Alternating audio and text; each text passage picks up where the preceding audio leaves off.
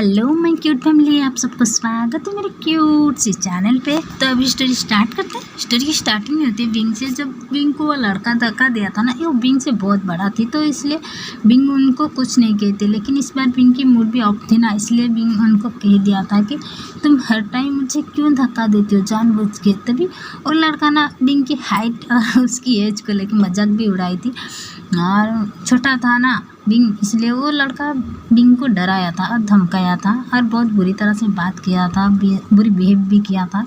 तो ये सब ना भांजी देख के गुस्सा हो रही थी। भांजी अपनी मुट्ठी कर लिया था, भांजी की दोनों आँखें से लाल हो गई थी, और भांजी तो अभी किसी को मर्डर करने की प्लानिंग भी सोच लिया था। तभी बिंग की मॉम ने कहा, बिंग की मॉम ना दूर थी, तो बिंग की मॉम ने कहा, बेटा तुम हमेशा उसे क्यों टक्कर देती हो, वो बच्ची, उससे चोट भी आ सकती है। तभी ना बिंग की मॉम के साथ वो लड़का भी बुरी बिहेव किया था, बदतमीज़ किया था। ये सब ना भांजी टॉलरेट नहीं कर पा रही थी, हैंडल अपने आप को भांजी बहुत मुश्किल से किया था। तभी भांजी को देखा था जो कि जोर से वो पेड़ पे मारा था अपने हाथ को। तभी बिंग ना वहाँ से चली गई थी, ज़्यादा बहस ना करके।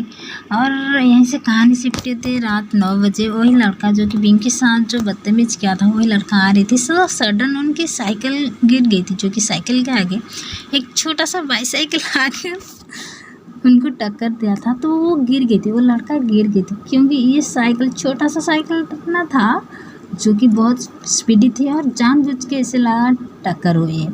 तो यहीं से कहानी शिफ्ट होती है। दिखाते हैं रात की 10 बजे भांजी को, जो कि अपने हाथ क्लीन कर रही थी, क्योंकि उनके हाथ में और मुंह में खून लगा था, तो अपने आप को क्लीन कर रही थी। और वो कह रही थी दिल में कि तुम उसे टच किया था, जो कि मुझे पसंद नहीं। ये कहती भांजी गुस्से भी थी और अपने आप को क्लीन कर लिया था और सो गई थी। तो यहीं से कहानी फिर से शिफ्ट होती है अगली सुबह, जो कि सुबह बांजी को उनकी ब्रदर बुला रही थी कि बांजी जल्दी से तैयार हो जाओ, हमें जैनसन ब्रदर के घर जाना है। तभी बांजी ना बिंग के बारे में सोच के थोड़ी सी स्माइल की और जल्दी से तैयार होकर आ गई थी।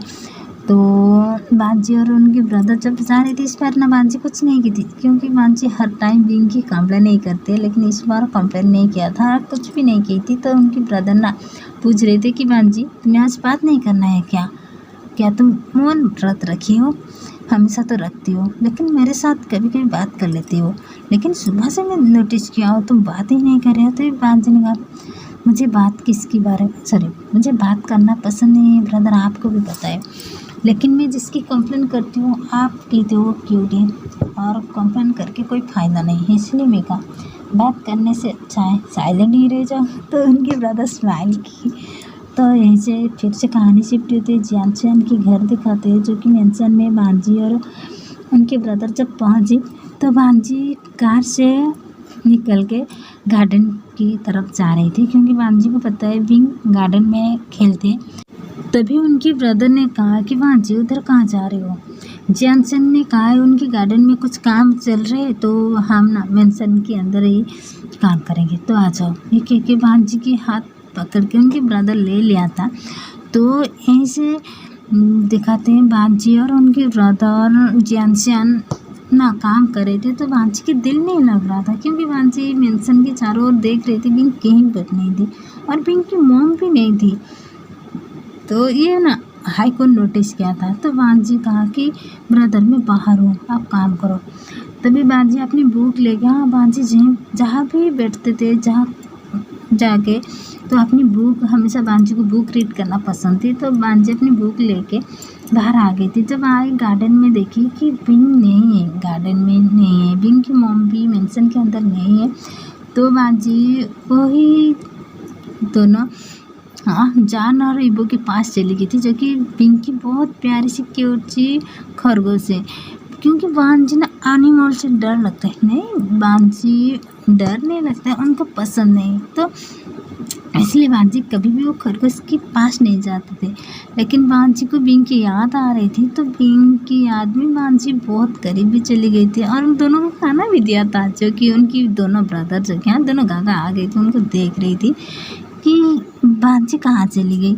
जब उनके ब्रदर ने देखी कि बांजी खरगोश के साथ खेल नहीं रही है, अपनी गोद में ले आई है, दोनों को गोद में बैठा के उनसे बात भी करे, बींग के बारे में कंप्लेन करे कि बांची, हाँ बांची यहाँ पर क्या करे ये भी सुन लो।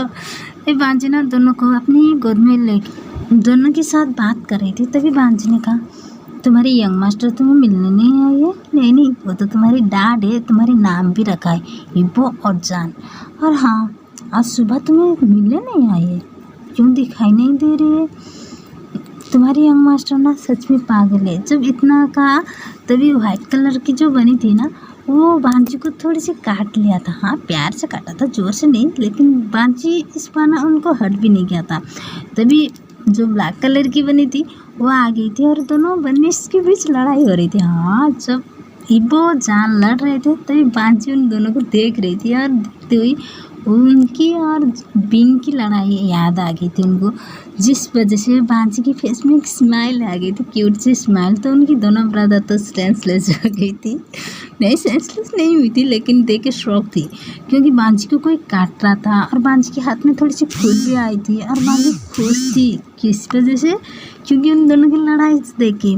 बांची इसलिए खुश थी क्योंकि उनको बिंग की याद आ गई थी, उन दोनों की लड़ाई याद आ गई थी। तभी हाईकोन ने कहा, जैनसियन आज बिंग क्यों नहीं आई है? तभी हाँ, जैनसियन और हाईकोन दोनों आ गई थी बांची के पास। तभी बांची घूम गई थी, पीछे घूमते हुए कहा, ब्रदर आप यहाँ क्या कर रहे हो?